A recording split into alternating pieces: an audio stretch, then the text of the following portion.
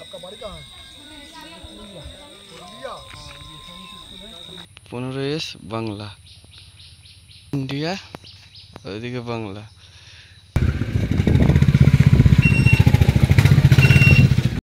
এখানে দাঁড়াও, ওখানে দাঁড়াও, ওখানে দাঁড়াও। তো নমস্কার বন্ধুরা, আজ আমরা পুরো পরিবার এই বুলেটে করে বার হচ্ছি পুরুলিয়া থেকে বাংলাদেশের রওনা দেওয়ার জন্য। মাঝপথে পড়বে যেখানে পলাশি যুদ্ধ, সেই পলাশি যুদ্ধ হয়ে আমরা বাংলাদেশ যাব। তো আমাদের সঙ্গে থাকো এবং চলো। তো ঘর থেকে বার হয়ে প্রথমে চলে এলাম আমাদের সেই সুন্দর একটি জায়গা পুরুলিয়া বিগ বাজার, যেটা আমরা সিটি সেন্টার বলেও জানি পুরুলিয়ার। সেখানে সিমনের মা বললো যে চুল কাটবো, তাই এই কবে আসবো না আসবো, তো এই সেলুন সেই সেলুনে এসে চুলটা কেটে নেবে। তা আমি আর আমার ছেলে দুজনে ওয়েট করছি যে মাম্মি কখন আসবে, তারপর আমরা বাড়াবো। তো মূলত বন্ধু আমার বলার উদ্দেশ্য একটাই, যে পুরুলিয়া থেকে আমরা বাংলাদেশ যাচ্ছি, আমাদের সঙ্গে থাকেন এবং সহযোগিতা করেন এবং সাপোর্ট করেন।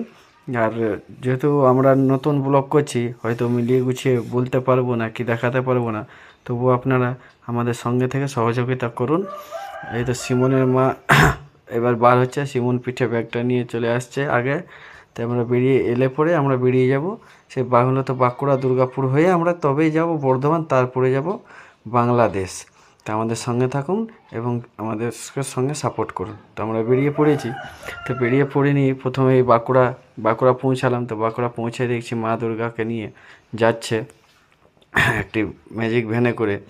তারপরে সে দেখতে পেলেন যে এইটা হচ্ছে সেই আমাদের দুর্গাপুরের ব্যারেজ, যে ব্যারেজের খুব নাম আছে, আবার বদনামও আছে, যে কাজের জন্য 10 দিন 15 দিন বন্ধ থাকে, মাঝে মধ্যে মানুষের যাতায়াতের অসুবিধা হয়। আবার একটা খুব সুন্দর যে এই ড্যামের জন্য মানুষ অনেক উপকৃত হয়, যে জলের চাষে উপযোগী প্রচুর, যেহেতু এটা মিষ্টি জল। আর আমাদের একটা খুব নামি জায়গা দুর্গাপুর ব্যারেজ বলে। আর তা গল্প করতে করতেই চলে এলাম আমরা সেই মুচিপাড়া হাইওয়ে ধরলাম, যেটা আমাদের দিল্লি কলকাতা রোড। সেই দিল্লি কলকাতা রোড ধরলাম আমরা। তো খুব সুন্দর জায়গা, খুব সুন্দর আবহাওয়া আছে। আমরা আশা করছি যে আজকে পৌঁছে যাব। তো বন্ধুরা, দিল্লি হাইওয়ে ধরলেও তো হয় না, কিন্তু আমাদের পশ্চিমবঙ্গের যে একটা সবথেকে বড় বদনাম জিনিস হাইওয়ে রোডের, যে ব্যারিকেড, মমতা দিদির যে পুলিশ প্রশাসন আছে, সেই পুলিশ প্রশাসন আমাদের হাইওয়েগুলোকেও তারা সেই লোকাল রোড বানিয়ে রাখে, যার জন্য বাইক বলেন, 4 চাকা বলেন, দেখতেই পেয়েছেন অবস্থা।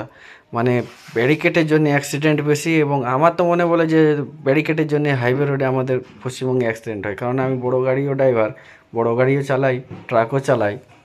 সেই কারণে আমি আপনাদেরকে বলছি যে ব্যারিকেড নিয়মে নয়, উচিতই নয় যে ন্যাশনাল হাইওয়েতে দেওয়া। তো দেখতেই পাচ্ছেন তার মধ্যে আমরা পৌঁছে গেলাম বর্ধমানের ব্রিজটা হয়তো আপনাদেরকে ঠিকঠাক দেখাতে পারলাম না, কারণ পেছন থেকে ক্যামেরা করছে, তো একটু অসুবিধা হয়েছেই। তো আপনারা অ্যাডজাস্ট করবেন এবং দেখতে থাকুন। এই বর্ধমানের ব্রিজের পাশেই একটা সুন্দর মন্দির বানিয়েছে, আর এই মন্দিরের পাশ দিয়ে চলে যাচ্ছে আমাদের বর্ধমান কাটুয়া হয়ে যে রোডটা, সেই সামনে এই টার্নিংটা পরেই দেখতে পাবেন যে কাটুয়া যাওয়ার বোর্ডটা লেখা আছে নবদ্বীপ। তো এই হাইওয়ে থেকে নেমে আমরা এই রেলগেটটা পার, কিছুটা দূরে আছে রেলগেটটা পার করেই আমরা চলে যাব এবার সেই গঙ্গা নদীর ধারে। সে নবদ্বীপ মায়াপুর নদী যেটাকে বলা হয়, যেটা আমাদের গঙ্গা, যেটা ফারাক্কা থেকে আসছে মুর্শিদাবাদ হয়ে, বর্ধমান হয়ে, নবদ্বীপ হয়ে, যেটা আমাদের কলকাতায় যায় হাওড়া ব্রিজের নিচ দিয়ে, যেটা সমুদ্রতে যা মিলছে। সেই নদীতে আমরা নৌকার মাধ্যমে পার করব। তো এই সেই নৌকাতে আমরা বাইক চাপিয়ে দিলাম। এই চাপিয়ে দিয়ে আমরা এই নৌকা করে পার হয়ে তারপরে আমরা যাব সেই মুর্শিদাবাদের 34 নম্বর যেটা রোড বলছে, কলকাতা থেকে গুয়াহাটি আসাম যে রোডটা যায় মুর্শিদাবাদের উপর দিয়ে, বর্ধমানের উপর দিয়ে। তো দেখতে পাচ্ছেন কত সুন্দর ভিউ। আর একটা নৌকা পার হচ্ছে, আমাদেরকে দেখতেও খুব ভালো লাগলো। বাবু বলছে বাবা এগুলো কি, আমি বলছি এগুলো শিপ, বলছে শিপ নয় বেটা, এগুলোকে বলা হয় বাংলা ভাষায় নৌকা। আর এই সেই আমরা নৌকা ফেরিঘাট ওই পারে উঠলাম, আর এই পার দিয়ে নামবো আমরা। এটা সেই নামার জায়গাটা খুব সুন্দর আছে। এই পারেরটা, ওই পারেরটা যদিও বা অতটা খাস কিছু ছিল না। গল্প করতে করতে বন্ধুরা পৌঁছলাম সেই গেট, পলাশি ওয়ার মেমোরিয়াল, যেখানে গেটটা, এটা হচ্ছে সেই এন্ট্রি পথটা। এই এন্ট্রি পথে আমরা ঢুকে গেলাম। আর এখানেও দেখতে পাচ্ছি দুর্গা ঠাকুর। এর এন্ট্রি পার করে একটা সুন্দর ছোট্ট টাউন টাইপের, মানে বাজার টাইপের ছিল। আর সেই বাজারটা পার করেই এই গ্রাম্য রাস্তা একটা পড়বে। আর গ্রামের রাস্তাটা খুব সুন্দর, দুই পাশে নদী। নদী তো বলা চলবে না, এগুলোকে বিল বলে, যেহেতু জলাশয়, এগুলো বর্ষার সময় জল থাকে, খরার সময় শুকিয়ে যায়। আর সেই পাটকুটি, ঐতিহ্যবাহী পাট গাছের খুঁটি, আর এই কলা গাছ দুই পাশে খুব সুন্দর লাগছে, মানে বনাচল বললেও চলে। আর তা করতে করতে আমরা পৌঁছে গেলাম সেই পলাশী মেমোরিয়াল। এখানে যে সামনে ব্যক্তিটিকে দেখতে পাচ্ছেন, সেইটি মূলত হচ্ছে নবাব সিরাজদৌল্লা।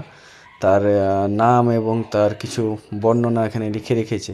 এইটি সেই নবাব সিরাজদৌল্লার মূর্তি, ভাস্যকর। আর এখানে লেখাই আছে জহাদি নায়ক সিরাজদৌল্লা। জেহাদিটা ঠিক আমি বুঝতে পারলাম না, তবে সিরাজদৌল্লার নামটা লেখা আছে। আর তার মধ্যেই চলে গেল সিমন, উপরে যে পড়ছে ওখানে কী লেখা আছে সেই, যাই হোক, এইটা প্যালেস পলাশী, এটা এখানে ডেট লেখা আছে 1757, 23শে জুন, 23শে জুন 1757। হয়তো সেই যুদ্ধর ডেটটা হতে পারে, কিংবা স্থাপনের ডেট, যাই হোক একটা কোনো, আমার অতটা সঠিক জানা নেই।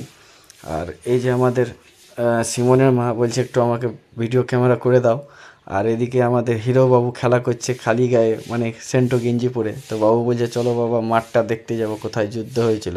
আমি বলি মাঠ তো এখন আর সেরকম মাঠ, ফাঁকা মাঠ বলতে নেই তো, এখানে সব চাষবাসের জমি হয়ে গেছে। তাও বলি চলো তাহলে সেই যে নবাব সিরাজদৌল্লার মূর্তি, তার পাশ দিয়েই একটি রাস্তা গেছে সেই মাঠের দিকে। তো আমরাও ঢুকে পড়লাম সেই রাস্তার দিকে। তো দেখে মনে হচ্ছে আমি তো সেই পুরুলিয়ায় চলে এসেছি, কারণ দুই পাশে জঙ্গল আর ছোট্ট একটা সরু রাস্তা। এই রাস্তাটা দেখে আমার পুরুলিয়ার কথা মনে পড়লো। পুরুলিয়ার মতো এক কথায় বলতে গেলে কি ফিলিংস পেলাম যে আমাদের পুরুলিয়া তো এরকম জঙ্গল আছে দুপাশে, কিন্তু এরকম মাঠের চাষের জমিও যদিও বা নেই, চাষের জমি নেই বলবো না, কিন্তু এদিকের মাটি যেমন 12 মাস চাষ হয়, সেরকম চাষ আমাদের পুরুলিয়াতে নেই। তা করতে করতে পৌঁছে গেলাম, বাবুকে বললাম এখানে একটা মমতা দিদির বোর্ড দেওয়া আছে নদিয়া জেলার ভিত্তিতে। তো বাবুকে বললাম দেখ এখানে দেখতে পেলে এগুলো সব চাষের জমি হয়েছে, তো দেখার কিছু নাই, তো চলো আমরা এখান থেকে বেরিয়ে যাব। তো আমরা বাইকটা ঘোরাছি, তুমি একটু ভিডিও করে দাও। তো সিমন আমাদেরকে ভিডিও করে দিয়েছে ছোট ছোট হাতে। তো ভালোই, যাই হোক কেমন হয়েছে সিমনের ভিডিও করাটাও তোমরা বলবে। তার মধ্যে পৌঁছে গেলাম রাস্তায়, বলে একটু আখের রস খাইলি, খাইয়ে দেয় বলি চলো এবার বেরাবো বাংলাদেশের উদ্দেশ্যে। তো বলে ঠিক, এবার গরমটাও প্রচুর দিয়েছে। আর সেই রাস্তা এদিকেও বাংলাদেশ বর্ডার ঢোকার আগেটাই তোমার খুব সুন্দর দুই পাশে গাছ, এবং রাস্তাটাও খুব সুন্দর। যদিও বা মিডিলের রাস্তার আপনারা কিছু দেখালাম না, কারণ আমাদের ভিডিও করতে একটু অসুবিধা হয়েছে, বাইকে আমরা আসছি। তো পৌঁছে গেলাম এখানে সেই বর্ডারে। এবার আমাদেরকে এখানে চেকিং করবে, ব্যাগ ফ্যাগ যত কিছু আছে এখান থেকে আমাদেরকে এন্ট্রি নিতে হবে এবং এন্ট্রি পাস করতে হবে। তারপরে যেয়ে আমরা বাংলাদেশে মূলত আমরা সেই বর্ডারের ওই পারে যেতে পারবো। তো সঙ্গে থাকুন এবং দেখতে থাকুন, আমরা যতটুকু পারবো আপনাদেরকে দেখাবার চেষ্টা করব, কারণ এখানে ক্যামেরা করা খুব একটা অ্যালাউ নেই।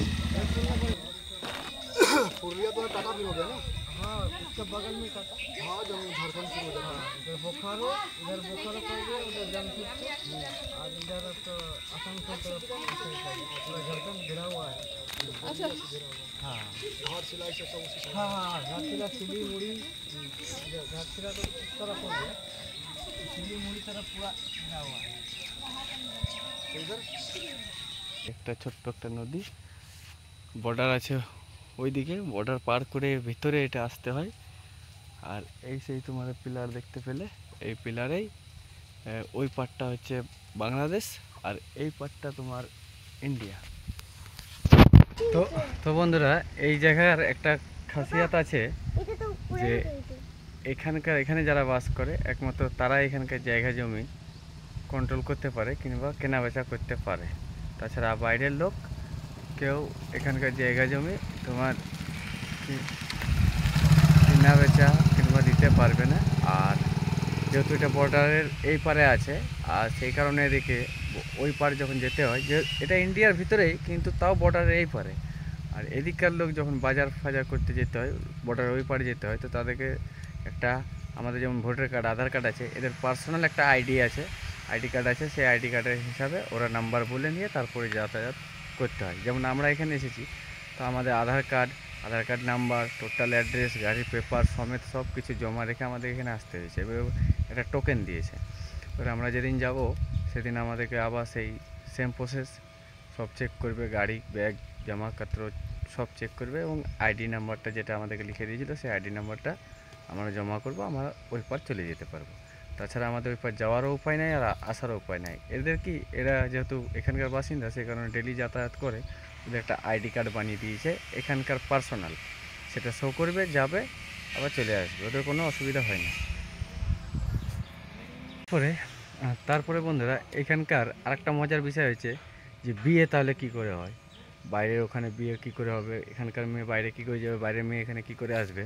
তো ওটা একটা ইন্টারেস্টিং, যতটা বরযাত্রী আছে আসবে বাইরে থেকে, প্রত্যেককে আধার কার্ড না নিয়ে এলে ঢুকতে দিবে না এবং আধার কার্ড না থাকলে যেতেও দিবে না, বারও হতে দিবে না। তো এটা একটা বিরাট একটা মজার। আমি এদের কাছে একজনকে জিজ্ঞাসা করলাম যে তাহলে বিয়ের সময় তাহলে তোমরা কি করো, তো বলছে ওই সিস্টেম, বিয়েতে কতজন বরযাত্রী আসবে তাদের টোটাল আধার কার্ড আগে এখানে জমা করতে হবে, তারপরে ওরা এন্ট্রি নিতে পারবে এবং বিয়ের করে যাওয়ার সময় তাদের আধার কার্ড আবার তারা রিটার্ন পাবে, কিন্তু ওটাকে ওদেরকে আগে পাঠাতে হবে, 3 দিন আগে হোক 4 দিন আগে হোক, এটা ওদেরকে পাঠিয়ে এখানে জমা করতে হয় এবং লিস্ট এটা তৈরি করতে হয়। এটা একটা কিন্তু বিরাট মজার একটা জিনিস, তুমি বলতেও পারো যে তুমি হয়তো বিয়ে বরযাত্রী যাবে, তোমার আইডি কার্ড বানবে আলাদা, তোমার ভোটার কার্ড আধার কার্ড লাগবে, কেমন লাগবে বলো। আমরা সাধারণত যেমন বিয়ে বাড়ি গাড়িতে বসলাম চলে গেলাম হয়ে গেল, এইসব সিস্টেম এখানে কিন্তু। এই সে গ্রাম, ঘর বাড়ি, এদিকে টিনের ঘর বেশি আছে।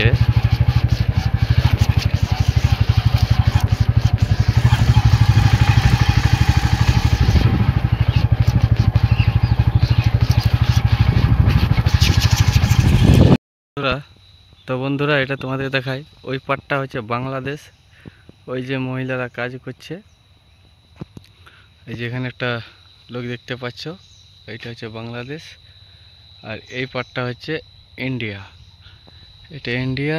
আমি তোমাদের তো জানোই যে আমি বাংলাদেশ এসছি, তো চলো বাংলাদেশ এসছি মানে একদম বাংলাদেশের ওই পারে তো যাওয়ার নেই, এটা এটা একটা বর্ডারের এই ভিতরের এরিয়ায় বটে, বর্ডার পার করে আসতে হয়, কিন্তু এই একটা নদী যেটা আছে এটাকে দু দেশকে ভাগ করছে, ওই পারটা বাংলাদেশ এই পারটা ইন্ডিয়া। ওই চাষবাস যত দেখছো, ওই যে একটা কাকা দূরে দেখো, তুমি বুঝতে পারছো কিনা জানি নাই, দেখাচ্ছে যে লুঙ্গি পড়ে যাচ্ছে, ওইটা হচ্ছে একটা বাংলাদেশ আর এটা হচ্ছে ইন্ডিয়া, আর এটা দুভাগে ভাগ করছে, বাস জঙ্গল এদিকে, এটা ইন্ডিয়া ওইটা বাংলাদেশ। সেই বাংলাদেশের চাষবাস, এটা এখানে লেখা আছে দেখো, পিলার 151 15S ইন্ডিয়া। আর এইদিকে যদি দেখি